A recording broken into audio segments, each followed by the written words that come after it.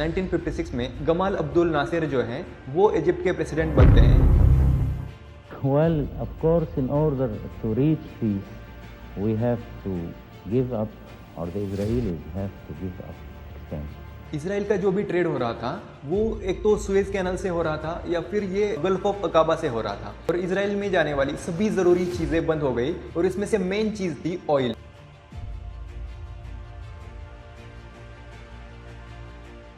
Britain और France ने Egypt को अल्टीमेटम दिया कि ये जो सुएज कैनल थी वो उनके हवाले कर दी जाए। तो ब्रिटेन और फ्रांस ने भी इस वॉर को ज्वाइन किया और इजिप्ट पर एयर स्ट्राइक्स की। इजिप्ट, ब्रिटेन, फ्रांस और इसराइल, इन चारों देशों की सेनाओं को सुएज कैनल से दूर किया गया। इस सीरीज के पहले 2 एपिसोड्स में हमने देखा था कि इसराइल और पैलेस्टाइन ये दोनों सेपरेट कंट्रीज कैसे बनी, और फिर इसराइल जो है उस पर बाकी अरब देशों ने हमला कर दिया, और उसके बाद जो पैलेस्टाइन की जो ज़मीन थी वो थोड़ी जॉर्डन के पास चली गई और थोड़ी इजिप्ट के पास चली गई। हम इस वीडियो में ये देखेंगे कि सुएज क्राइसिस जो था, जिसे कि सेकंड अरब इजरायली वॉर कहा जाता है, वो कैसे हुआ और उसके कारण क्या क्या थे।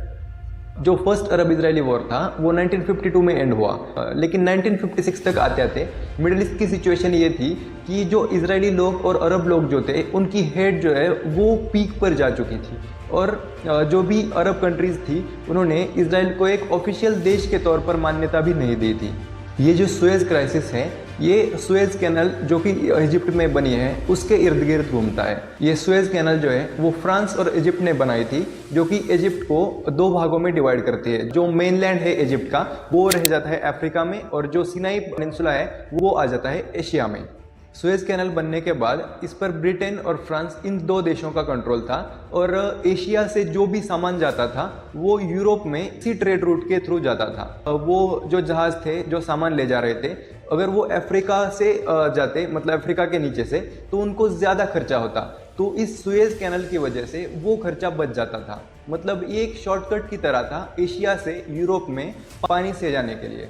1956 में गमाल अब्दुल नासिर जो हैं वो इजिप्ट के प्रेसिडेंट बनते हैं, और वो जून 1956 में सुएज कैनल को ब्रिटेन और फ्रांस के कब्जे से छुड़ाकर नेशनलाइज कर देते हैं, और अब उस पर इजिप्ट का कंट्रोल हो जाता है। तो इस बात से ब्रिटेन और फ्रांस नाराज थे। Suez Canal, lifeline of Europe, in a dramatic sequence of events, became a cause of war when President Abdul Nasser announced its seizure by Egypt. ये गमाल अब्दुल नासिर जो है, इनको आपने अपने टेक्स्ट बुक्स में भी पढ़ा होगा, जिन्होंने जवाहरलाल नेहरू के साथ मिलकर नॉन अलाइनमेंट मूवमेंट की शुरुआत की थी।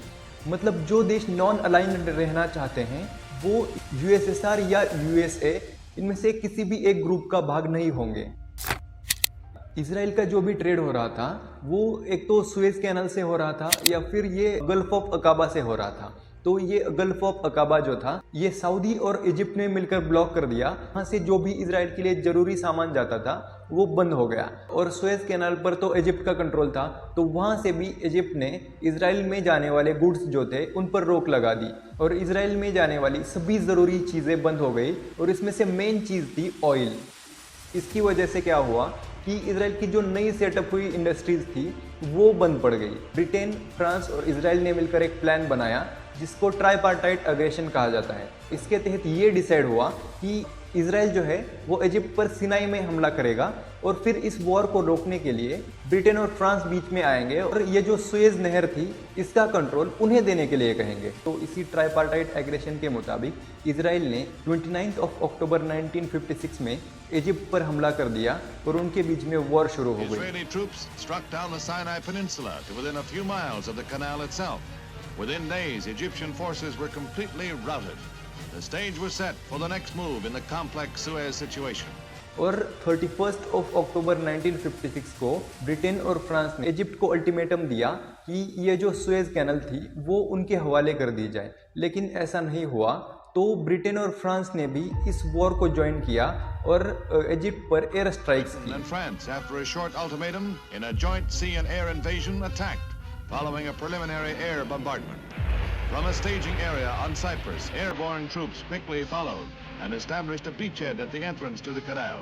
5 नवंबर 1956 आते आते इसराइल की फोर्सेस ने आधा जो सिनाई प्रायद्वीप था उसी अपने कब्जे में ले लिया था, और ये जो ब्रिटिश और फ्रेंच फोर्सेस थी उन्होंने जो सुएज कैनल का जो नॉर्दर्न पार्ट था पोर्ट सहित उसे भी अपने कंट्रोल में ले लिया था।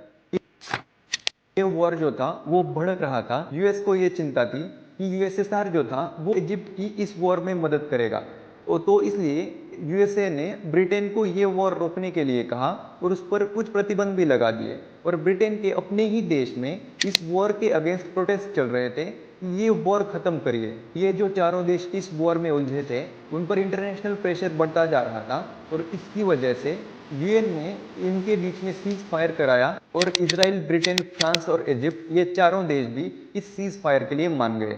यहाँ यूनाइटेड नेशंस ने अपनी फोर्सेस का इस्तेमाल किया और इजिप्ट, ब्रिटेन, फ्रांस और इजराइल इन चारों देशों की सेनाओं को सुएज कैनाल से दूर किया गया और सुएज कैनाल यूएन के कंट्रोल में ले ली और बाद में सुएज कैनाल को इजिप्ट को दे दिया गया और उनसे ये कहा गया कि इजराइल के जो भी शिप्स हैं जो इजराइल जा रहे हैं उनको आप ब्लॉक नहीं करोगे। या तो इसी तरह से ये सेकंड अरब इजरायली वॉर जो है वो खत्म होता है।